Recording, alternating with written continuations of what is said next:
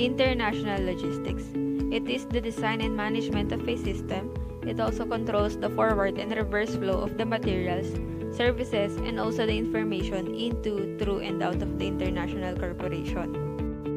When the implementation of international logistics are already completed, the firm can implement cost-saving programs such as just-in-time and electronic data interchange.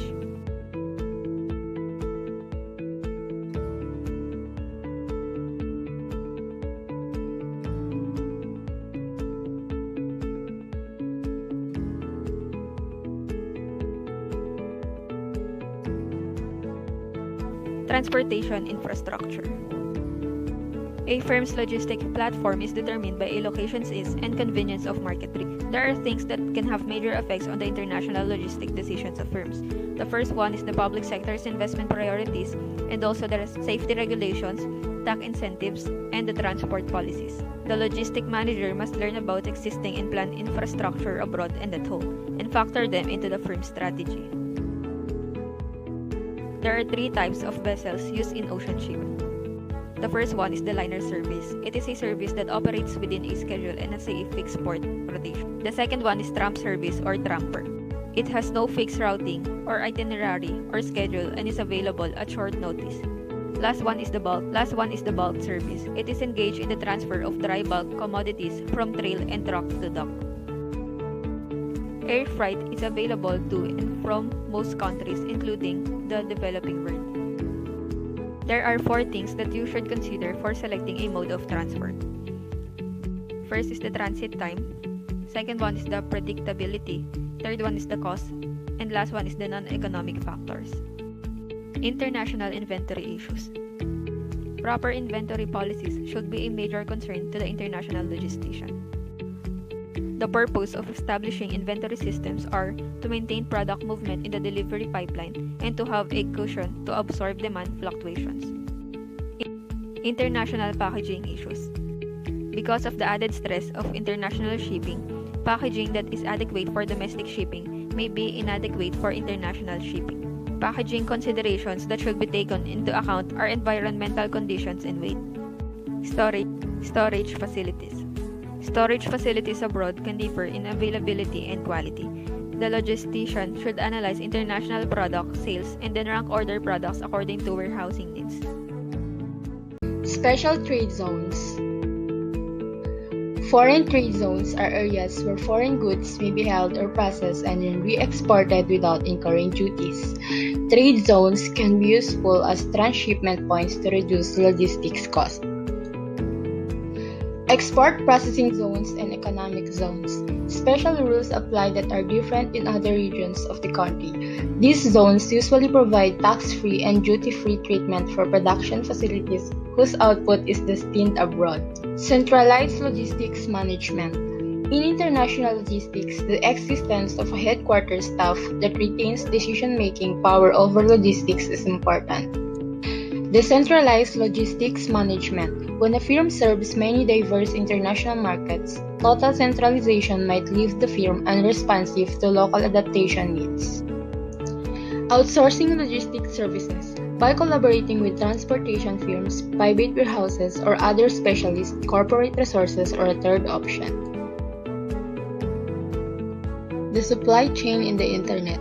Because of the Internet, firms are able to conduct minimum global comparisons among suppliers and select from a wider variety of choices. Logistics and security. The need to institute new safeguards for international shipments will affect the ability of firms to efficiently plan their international shipments.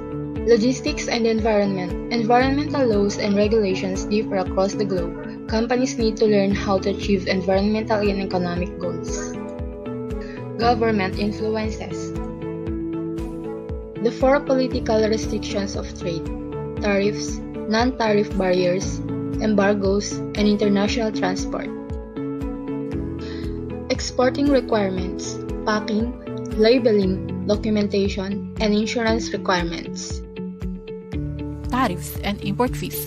Tariff is a tax set by governments on the value of products imported from one country to another. Tariffs are assessed before importing the product. There are types of tariffs: sales and state taxes and custom fees. We will now tackle about the common export documents. There are commonly export documents used in export, but the specific requirements vary by destination and product. Airway bill, bill of lading, commercial invoice, export packing list, and electronic export information form. Certificate of origin is the most common certificate for claiming benefits under free trade agreements. International trade. It is defined as economic transactions that are made between countries and facilitated by international financial agreements in which the private banking system and the central banks of the trading nations play important roles. Trade agreements. The purpose of U.S. trade agreements is to create opportunities for the citizen of America and help the economy. Administering trade agreements involves monitoring the trade partners' implementation, negotiating and signing trade agreements that advance the president's trade policy, and an important type of trade agreement is the Trade and Investment Framework Agreement, TIFAS.